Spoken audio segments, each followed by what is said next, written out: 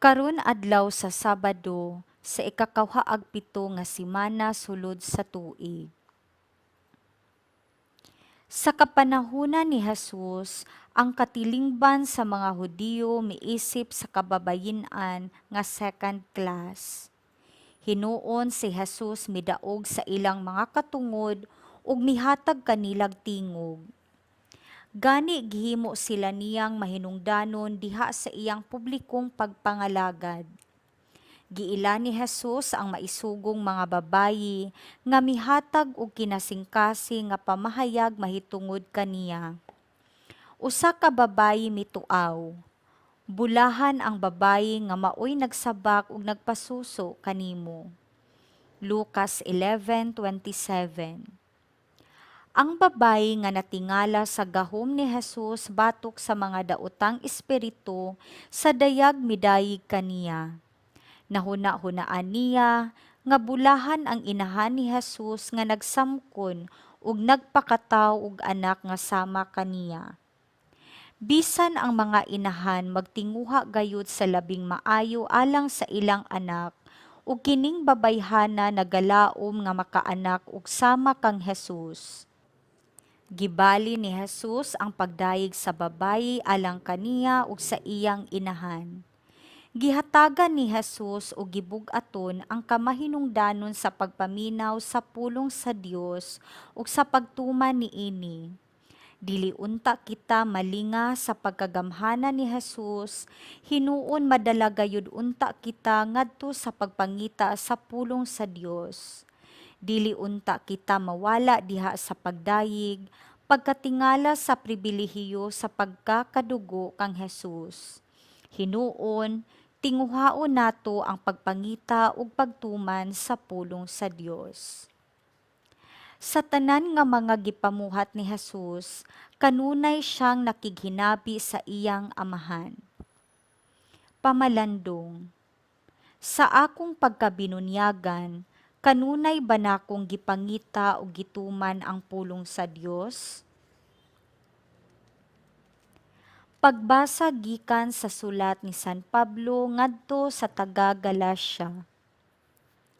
Mga igsuon, sumala sa kasulatan ang tibuo kalibutan na ilalom sa gahom sa sala, aron ang mutuo makadawat sa gasa nga gisaad nga ihatag pinasikad sa pagtuo kang Hesukristo. Sa wala pa moabot ang panahon sa pagtuo, gibilanggo kita sa balaod hangtod nga ikapadayag kining maong pagtuo. Busa ang balaod maoy nagdumala kanato hangtod sa pag-abot ni Kristo aron maisip kita sa Dios nga matarong pinaagi sa pagtuo. Apan karon nga mauna ang panahon sa pagtuo, ang balaod dili na maoy magdumala kanato. Pinaagi sa pagtuo, kamong tanan nahimong mga anak sa Dios sa pagpakighiusa ninyo kang Kristo Jesus. Gibunyagan kamo aron mahiusa kang Kristo ug busa nakaambit kamo sa kinaiya ni Kristo. Busa wala nay kalainan sa mga Hudiyo ug sa mga dili Hudiyo, sa mga ulipon ug sa mga dili ulipon, sa mga lalaki ug sa mga babayi, kay nahiusa naman kamong tanan kang Kristo Jesus.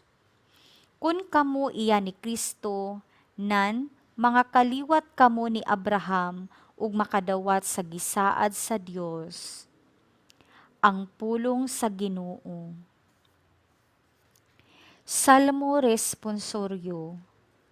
Ang Ginoo nahinumdum sa iyang kasabutan hangtod sa kahangturan. Awiti siya, awiti ang iyang kadayganan, isangyaw ang tanan niyang katingalahang mga buhat, himayaa ang iyang balaang ngalan, pagsadya kamo og mga kasing-kasing nga nangita sa Ginoo.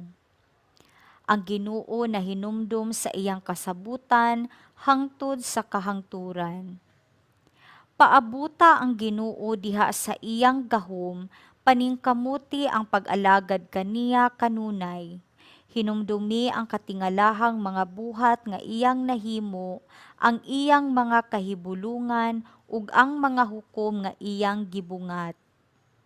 Ang Ginoo nahinumdum sa iyang kasabutan hangtod sa kahangturan. Kamong mga kaliwat ni Abraham, iyang mga sulugoon, mga anak ni Jacob, iyang mga pinili. Siya ang Ginoo, mao ang atong Dios, sa tibuok yuta nagahari ang iyang mga hukom. Ang Ginoo nahinumdum sa iyang kasabutan hangtod sa kahangturan. Pagbasa gikan sa Santos nga Ebanghelyo sumala ni San Lucas. Human makasulti si Jesus niini, may usa ka babay nga mituwaw taliwala sa pundok sa mga tawo ug miingon kaniya. Bulahan ang babayi nga maoy nagsabak ug nagpasuso kanimo. Apan si Jesus mitubag. Bulahan hinuon sila nga namati sa pulong sa Dios ug nagtuman niini. Ang Ebanghelyo sa Ginoo.